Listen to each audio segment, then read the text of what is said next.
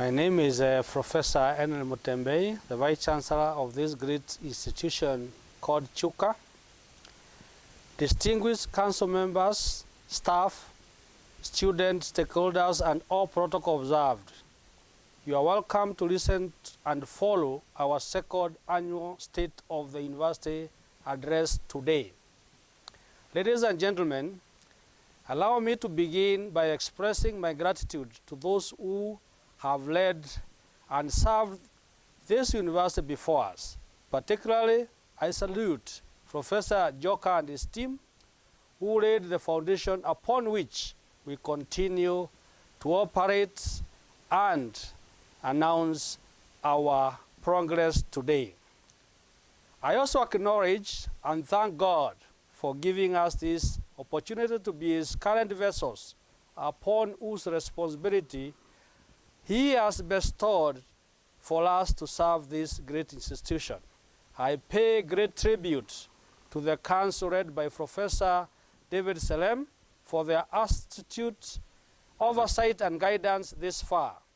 I thank our current management and in particular take this opportunity to congratulate Professor John Anyaga Kidiki and Professor Gilbert Bakanduru on their appointment as substantive DVCs.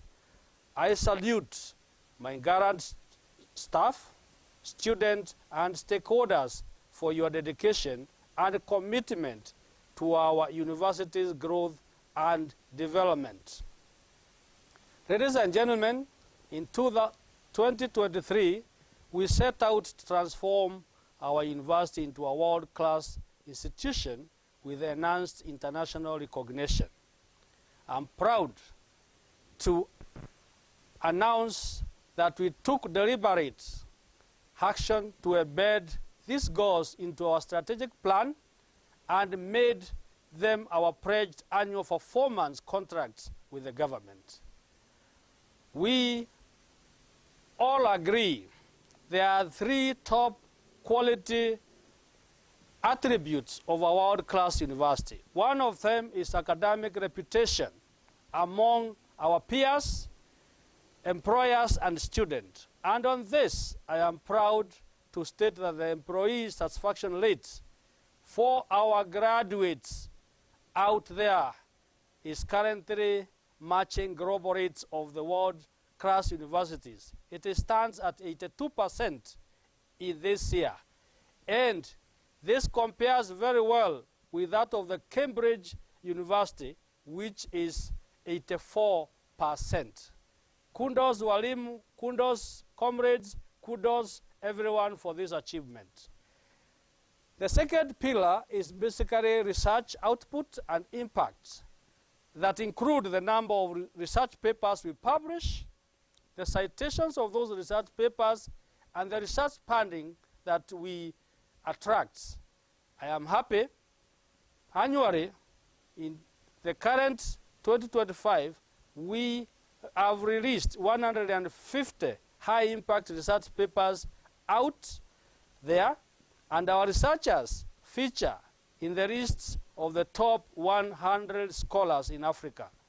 We are bouncing into the arena of attracting huge research projects, including the 4-year project that we recently attracted for food security that amounted to 150 million Kenya shillings.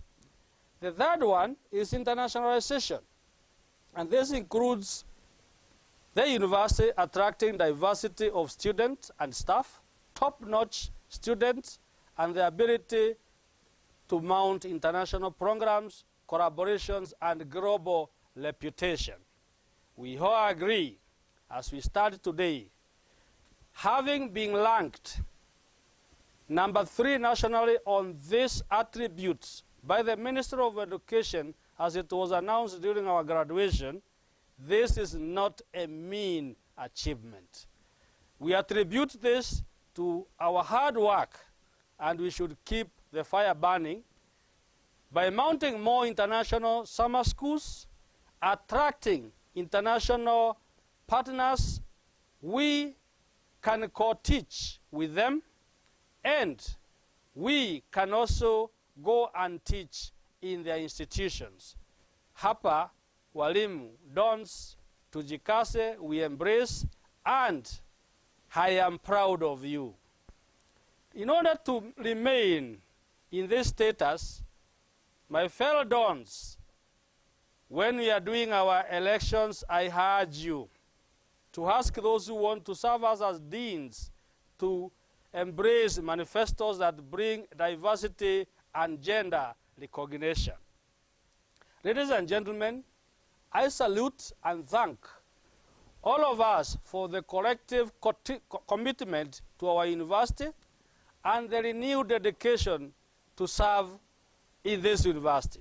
I am particularly impressed with how our 14th graduation ceremony was rated by the external stakeholders out there.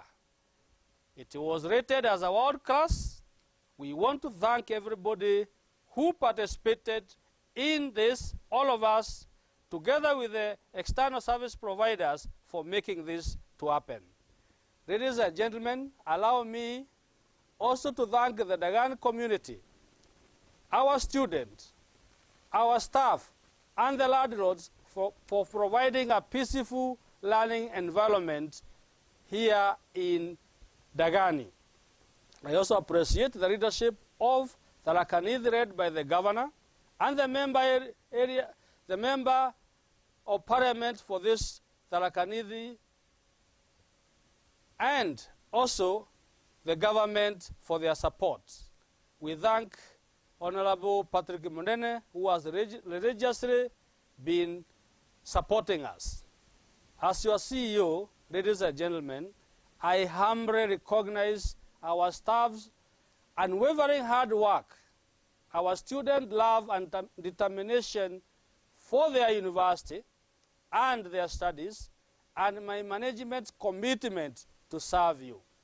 Together, we are creating a world-class university legacy as promised, and I remain dedicated to serve you, give you servant leadership, and give my best to ensure we have an inclusive governance and open-door service policy.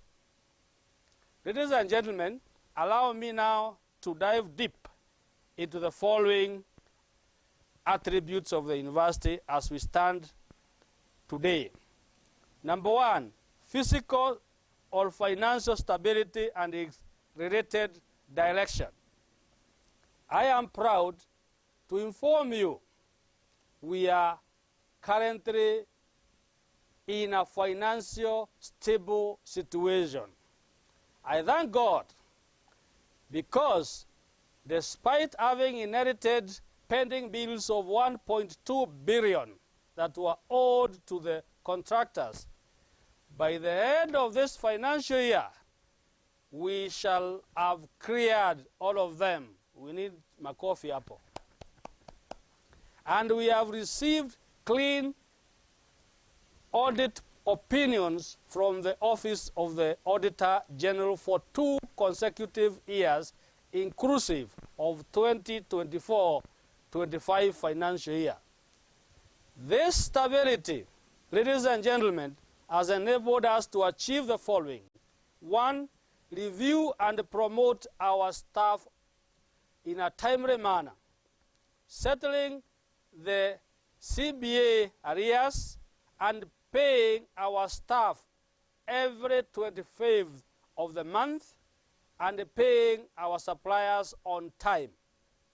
It has also ensured we provide all funds to facilitate our students, including teaching materials, student placement and assessment, academic trips, sport activities, among others.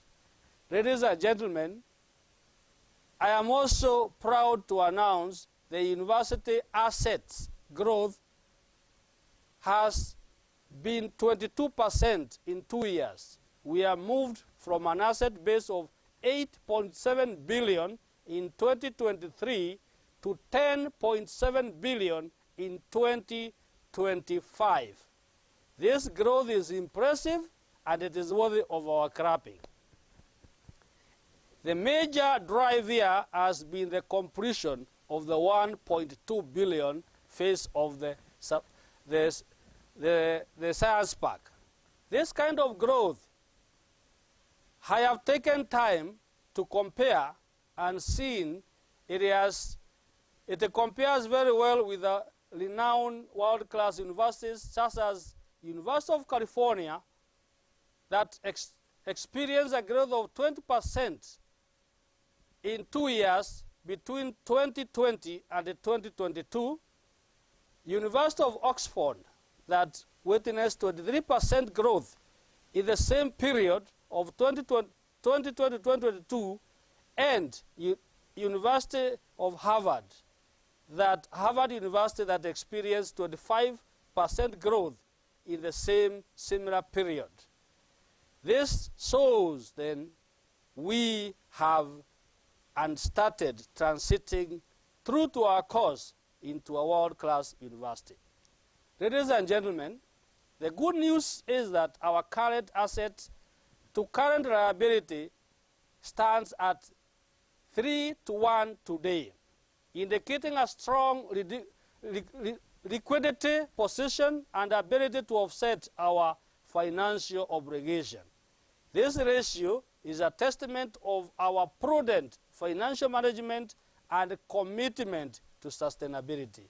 A healthy current ratio enables us to meet our short-term obligations, set aside money for infrastructure, and set aside money to pursue other strategic initiatives of the university. For comparison purposes, here our current ratio compares very well with the following universities: University of California, which has 2.5-to-1, University of Oxford 2.8-to-1, and Harvard University 3.2-to-1, and the University of Cambridge 2.9-to-1. I don't want to compare it to the other universities in Kenya because the jury is out there. Ladies and gentlemen, I am also pleased to announce that for the first time in 2025, Chuka University was awarded a tax compliance certificate by Kenya Revenue Authority.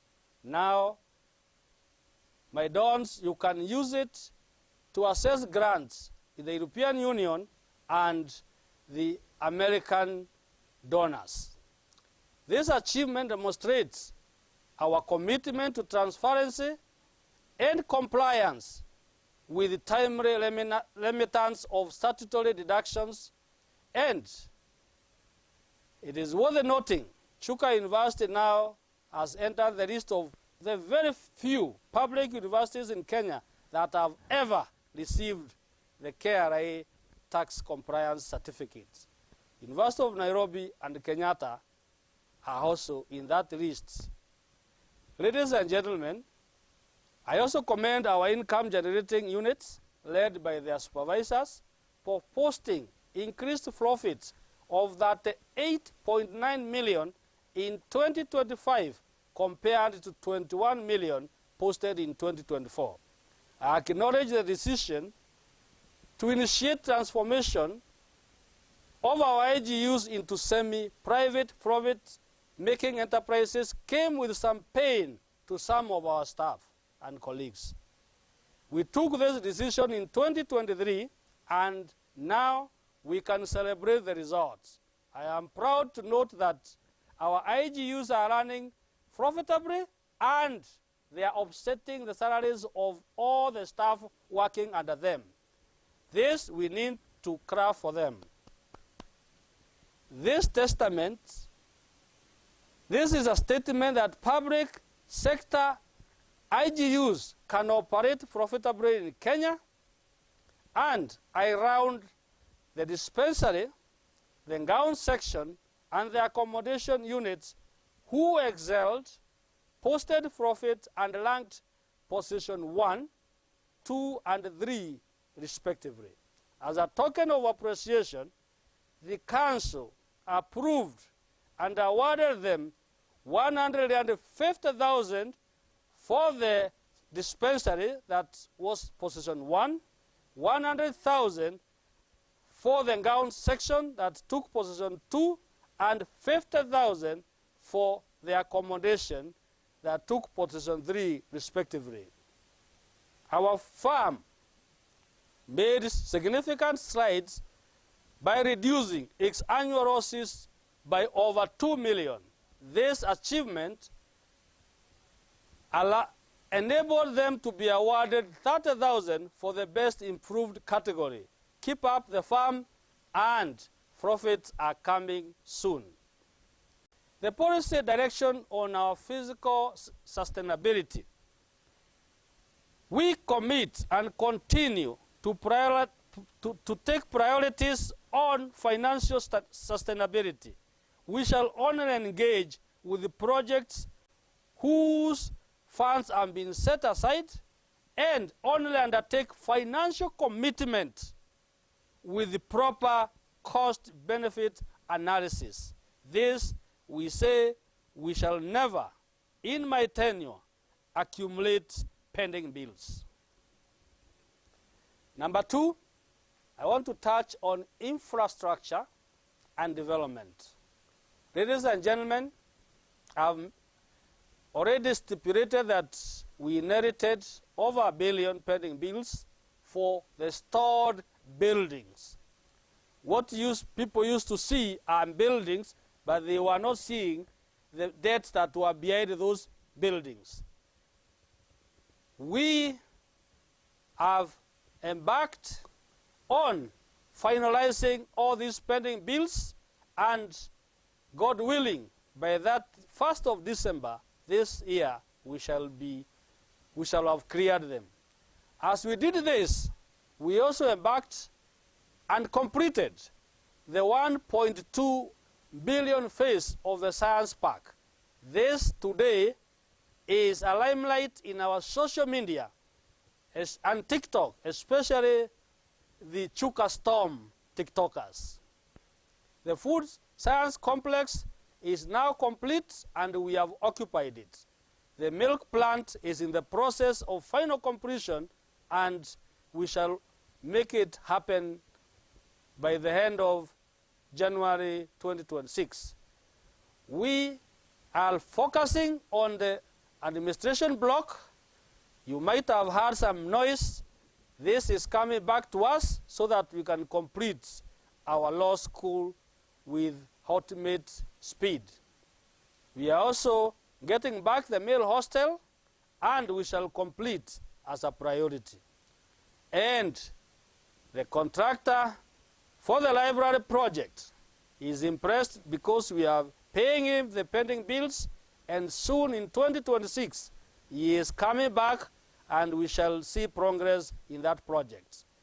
I want to say thank you very much to all of us, because you understood us, you helped us navigate through these dark crowds of our inherited stored buildings. I plead with you to allow us to apply a policy to do prioritization of partial functional finishing of 1 or 2 buildings at a time. Our priority will be 1, the law school, followed by the male hostel, and then classroom spaces and lecture rooms within the administration block and the library block.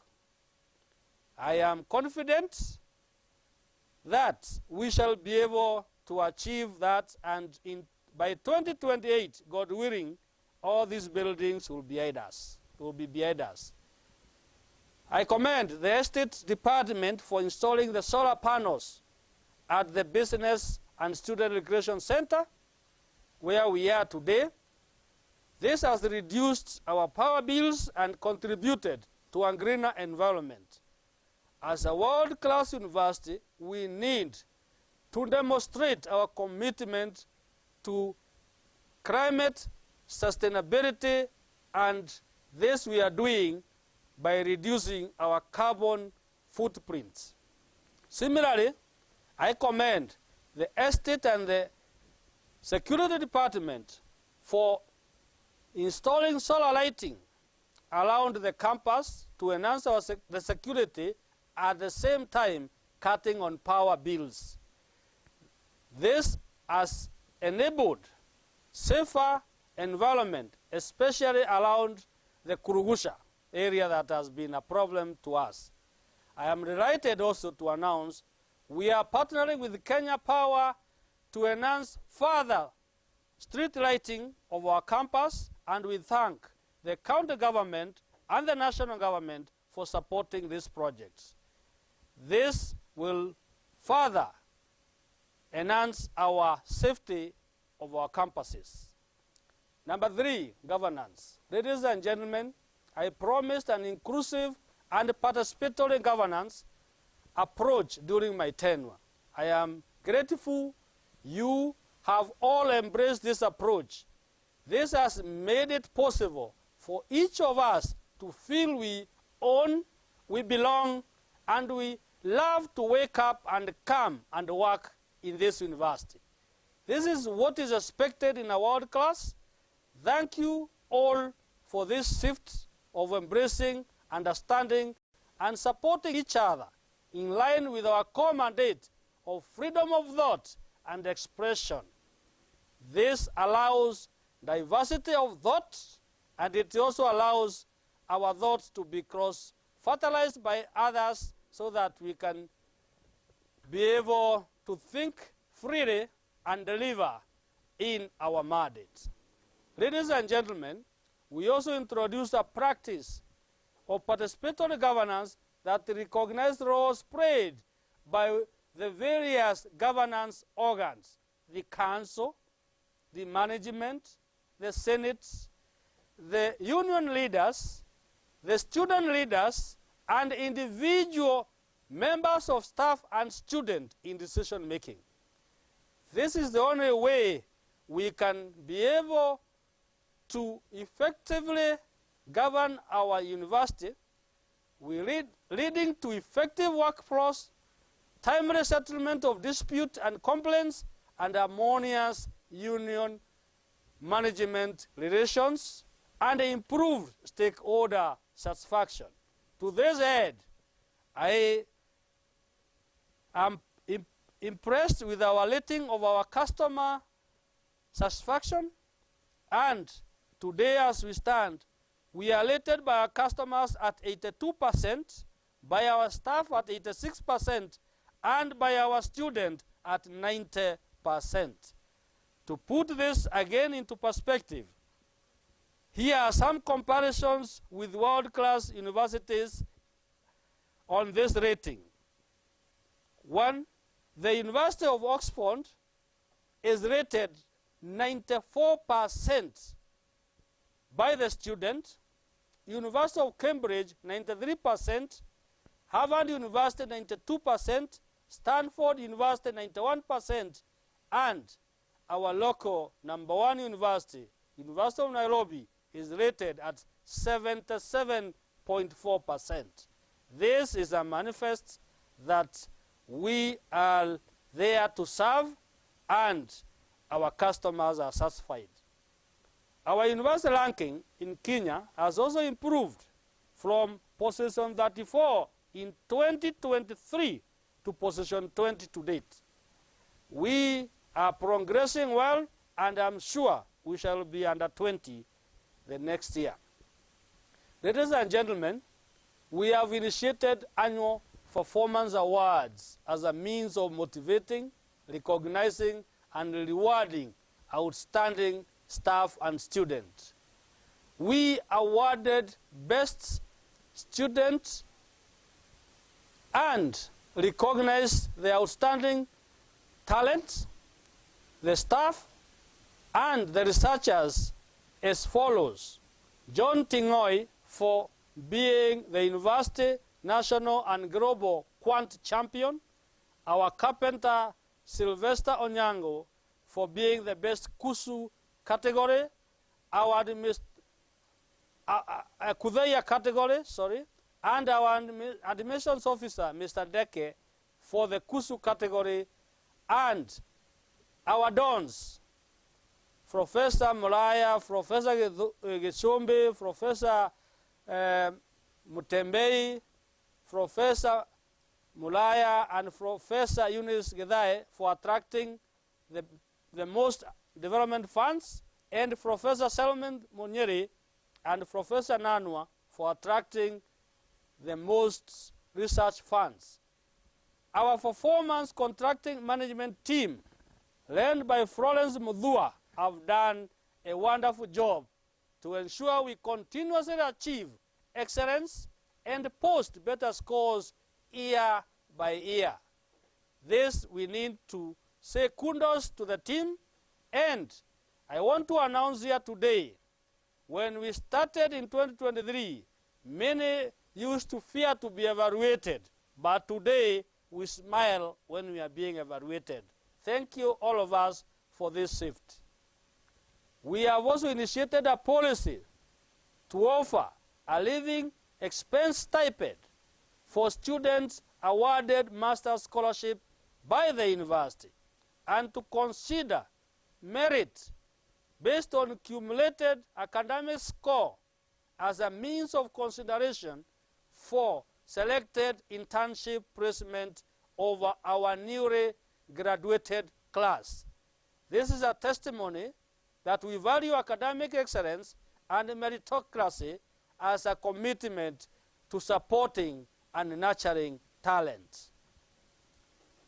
Ladies and gentlemen, as we strive to embrace governance that promotes sustainability, it is essential to recognize and emulate and embrace the ethos of the oldest university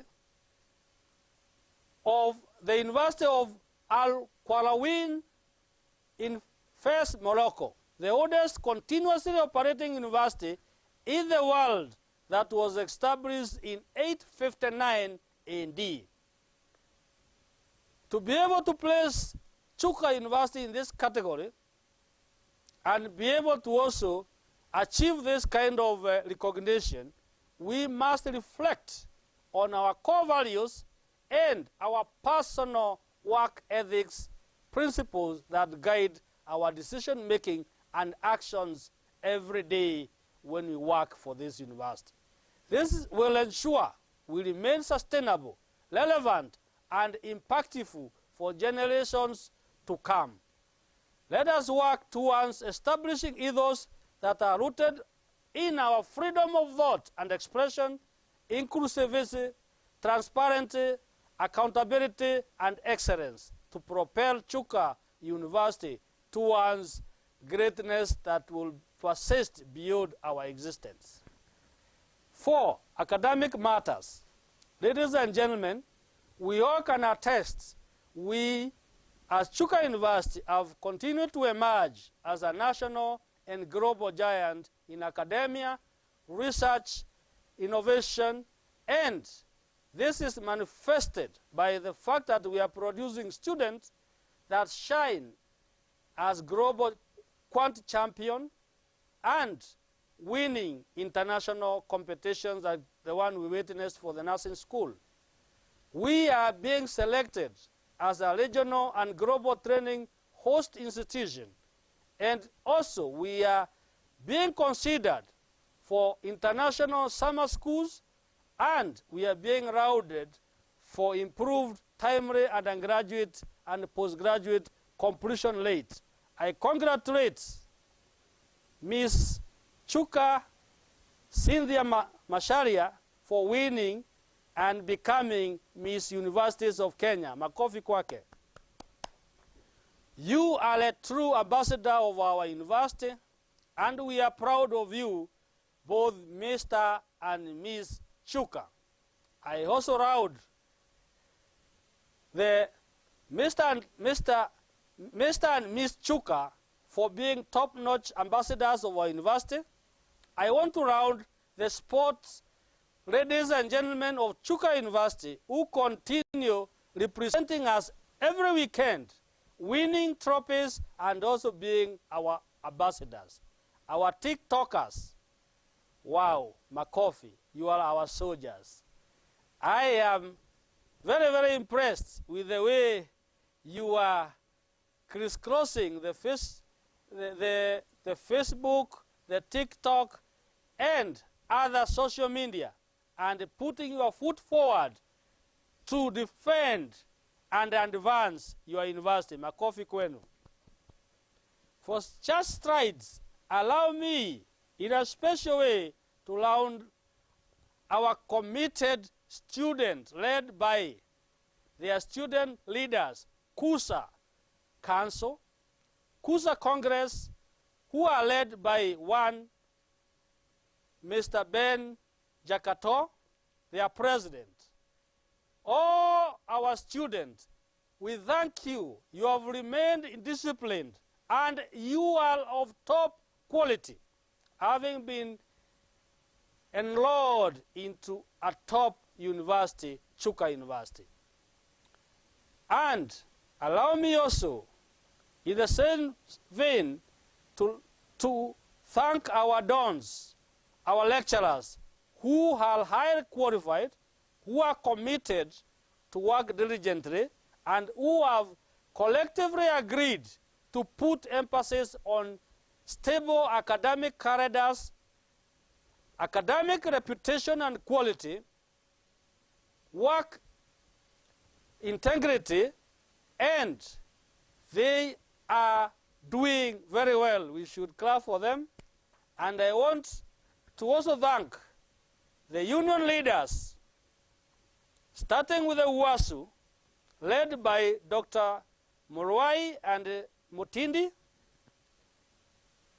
for being there when we need you to enhance our governance structures, and also for positively critiquing us when we are not doing well. Together, we are building an academic legacy where all of us, we shall be proud of. You cannot achieve the academic legacy without the support of the KUSU and KUDEIA supportive members. And I want to tell them to feel thanked, feel loved, and feel appreciated. I want to thank also your leaders, led by Mr. Daniel Wandera and Sister Kanini, for championing an inclusive and involving union leadership. Thank you, and we honor you. We also value the inputs that we continue getting from the community. Wherever there is an issue, community leaders and community members call me, and I always listen to them and correct where we need to correct. Ladies and gentlemen, being known for stable and predictable academic corridor provides this university with the hallmark value for world-class university, as witnessed for the following universities. University of California, it is known for its rigorous academic programs and stable corridor. University of Oxford, it is known for its academic excellence and predictable calendar. Harvard University, it is a leader in academic innovations and calendar stability. And the University of Cambridge, which is a global benchmark for academic quality and calendar predictability. This I thank the lecturers and the students, because by the time we are going for Christmas, we shall have cleared the semester calendar for this 2025-26 academic year. Asanteni sana. Allow me also to commend our dons for writing grant-winning proposals that have attracted over 380 million this year. They have also, in their different capacities, brought international guests to this university. They have also brought international students to Chuka, and they are impacting positively to Kenyans and our communities through field schools and research. All of you, your effort have not only enhanced our university's image, reputation, but also it has contributed to the development of our nation, Kenya. Comrades, my student, our student, I want to salute all of you, ladies and gentlemen, to enhance your learning experience. I am pleased to announce the following initiatives. One, we acquired a new ambulance to ensure proper and prompt medical attention to you. We have set up a Center for Computing and Data Analytics at the Science Park to equip you with cutting-edge skills on data analysis and interpretation. We are establishing a world-class AI center at the Science Park to foster innovation and research in artificial intelligence. We set up a newly fully furnished computer laboratory at the Science Park to enhance and provide hands-on skills for our students. We have also procured additional 400 new chairs to enhance the learning environment, and we have committed to deliver 2 modern buses by January 2026 to improve your transportation to and fro from the university. We also purchased 100 new computers and commit to purchase a similar number every year until our digital infrastructure is up to date and it provides you students with access to the latest technology. We thank and say we are here for you. Ladies and gentlemen, we all know the happiness of our comrades is being able to complete their studies within the stipulated time. To this end, I'm proud that our graduation rates are comparable to those of world-class universities. To put this to perspective, our undergraduate completion rate as computed this year in September stands at 89%, which is very comparable to that of the University of California, which is at 88.7%, and the University of Oxford, which stands at 90.1%. Our master's completion rate of 66% compares well with that of Harvard University that stands at 65.5%, and the University of Cambridge that stands at 67.2%. Again, our doctorate PhD completion rate of 58.9% compares perfectly with those of Stanford University that stands at 59.1%, and Massachusetts Institute of Technology that stands at 58.5%. Ladies and gentlemen, this is a testimony that we are in the same class with those top world-class universities. Ladies and gentlemen, turning to our growth in terms of student population, I am proud to note the following. Chuka University's undergraduate to postgraduate ratio is 3.7 to 1. We have a population of 20,000 undergraduates and 7,000 postgraduate students. This is not a mean achievement. For comparison with other universities, University of Oxford is at the ratio of 1.3 to 1. Cambridge and Harvard, they are also in the ratio of 1 to 1. This is where we need to navigate towards. to have a balance or even postgraduate and undergraduate ratio, which would indicate a strong focus on research and advanced studies. Our ratio is very good, and I want to thank Professor Mulaya for this achievement and his team, because they have navigated the postgraduate sector very, very nicely. When you look at the University of Nairobi, it is at 2.5 to 1. Kenyatta University, it has 3 to 1, which is the same as we have here. Kudos for this achievement. Kudos for better supervision. Kudos for better guidance of our postgraduate students to have confidence with us. Makofi. Ladies and gentlemen, in 2025, we welcomed close to 7,000 first years. To enhance our attractiveness further, we are committed to enhancing the learning experience, and I am pleased to announce we have initiated Smart Education Program. By 2028, I assure you all our lecture halls will be equipped with interactive smart screens that are commensurate to the size of the hall.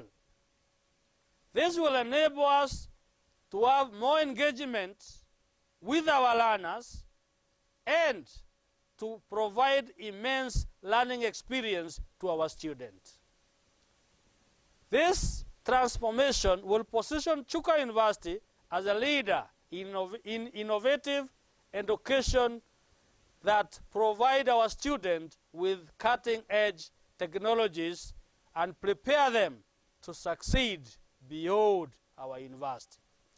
We are also proud we got 42 scholarships from the Food System Resilient Project for our postgrads, and DAD has selected Chuka University as a host for master's program, and all these will further enhance our undergraduate and postgraduate attractiveness and completion.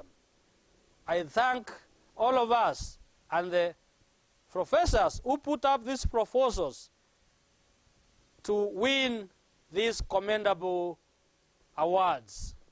Ladies and gentlemen, as I conclude, let me emphasize that our address today has provided key highlights on improved student enrollment and retention, enhanced global presence and partnership, increased research grants and publications, upgraded facilities and infrastructure, and strong internationalization, industry linkage, and collaborations. All these achievements have been driven through our dedicated focus in the following areas: fiscal or financial stability and sustainability, infrastructure development, academic excellence and innovation, governance and leadership, and activities geared towards student welfare and engagement. Therefore, ladies and gentlemen, as we plan to expand our infrastructure, increase research funding, and embrace international partnership, we need to be reminded that none of these can be achieved by one person. This is a collective achievement, and I depart from saying this is my achievement. It is a collective achievement. In addition, we need to recognize that we have given each of us the room to operate independently, but in an accountable manner. And to sustain this, we can only build our university to be of world class when the staff and students are satisfied. To this end, I commit to ensure we listen to our students, our staff, and we embrace a mutually respectful governance approach. None is above the other. Students are our customers, our clients. We are serving them, but students also know the staff need to be respected to serve them.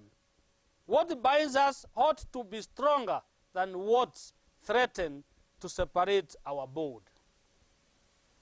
Ladies and gentlemen, allow me now to touch on some of the threats to university progress. Ladies and gentlemen, as we celebrate our achievement, we need to note and address some of our threats. One major threat is competition from other universities.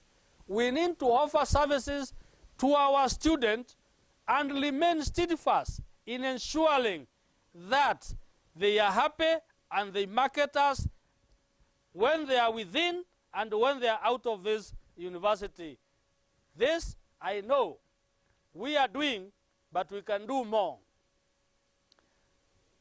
Another one is to ensure we are not associated with the following attributes. One of them, mismanagement of finances. This I will never be part of it. Two, we need to have all our staff to embrace financial integrity. Again, they need to ensure they report to work and provide quality services to our customers. Again, all our dons, please never be associated with student missing marks, failing to respect and provide support to the student, and also failing to attend to your class. For 34 years that I taught, I was never late in class, and I was there for students, and my class used to be full every time I'm in class. I call upon you to embrace Chancellor's ethos. This semester is a testament. It is started within a week of coming back from holidays, and students have been attending classes, and we give a round of claps for our students. We also need to ensure when we are requesting for services and we are requesting for items, the costs need to be sensitive. No inflation of costs. Again, we should never intimidate our fellow staff members and our students. And also, we note this, in many universities where this is a problem, it constitutes to what I call operational threats, known as broken pipe governance. These actions undermine the values and compromise the trust reposed to us, the servants of the university. Such acts cannot be tolerated under my tenure. And I thank you because this is not the case as we speak today. Ladies and gentlemen, allow me to commend our internal audit department for their diligence in pointing out Chancellor's malpractices, and I assure them my support and the independence they need to conduct their work without fear or favor. Even if it is I, the Vice Chancellor, Professor Mutembei, who is involved, point out, and it shall be charged to my salary. You are all in safeguarding our university's reputation. Funds and assets is critical. I remind you, you only report to me administratively, but you report functionally to the audit committee of the council. And I as your Vice Chancellor, I've recused myself from that council. I only appear as an auditee. So ensure anybody or anyone involved in malpractices are held accountable. I assure you of my strict protection of the university's reputation, funds, and assets as long as I serve in this university. In the last address, I said I shall fight for sustainability of this university with my last drop of my blood. Ladies and gentlemen, other threats to the university include unstable academic calendars, which we have addressed, safety and secure concerns. This we are addressing using our students who become ambassadors of informing us where criminals and criminal acts are, and our security department, and allow me to launder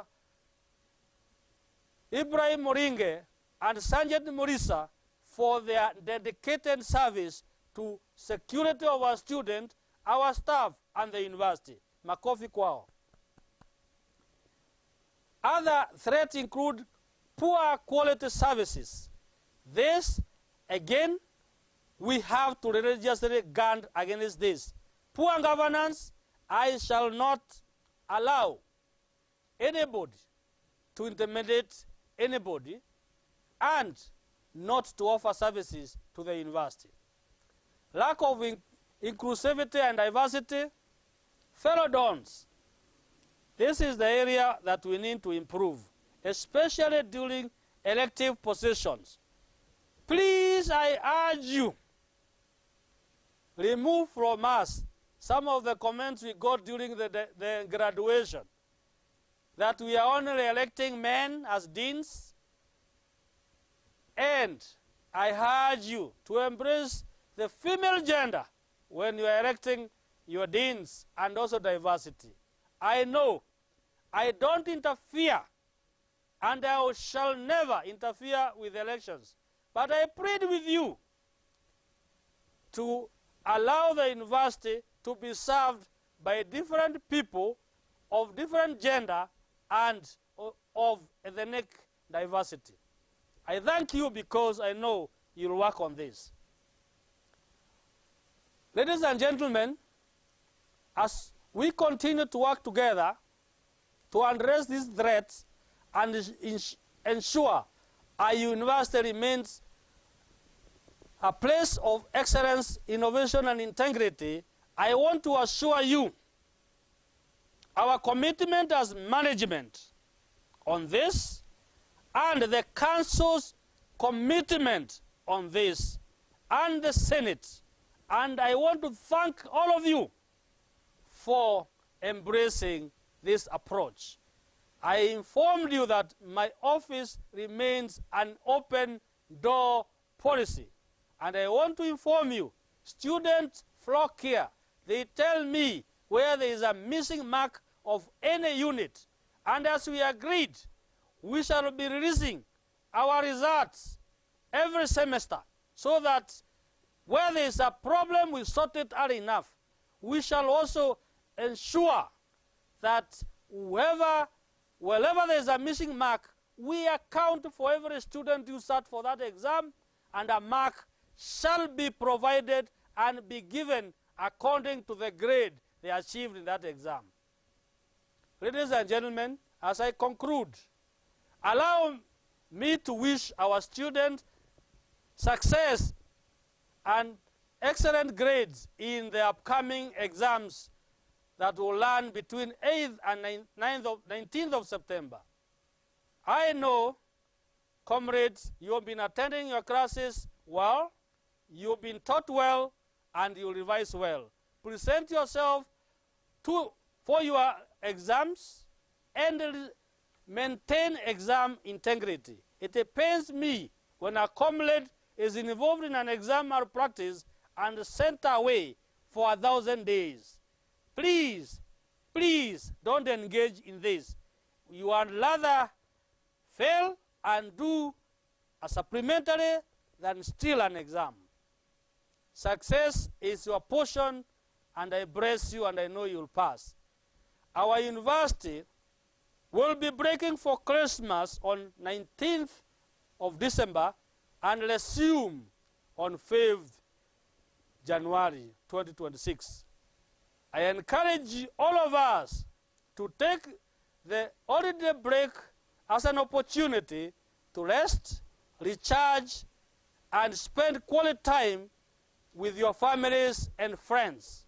As it is written in Genesis 1, verse 31, God saw all that he had made, and he said it was very good. May we, in the Spirit, this Spirit, be the vessels that God made to serve Chuka, to make God find joy and satisfaction in our work and the legacy we make at Chuka University. May we continue to strive for excellence in all that we do.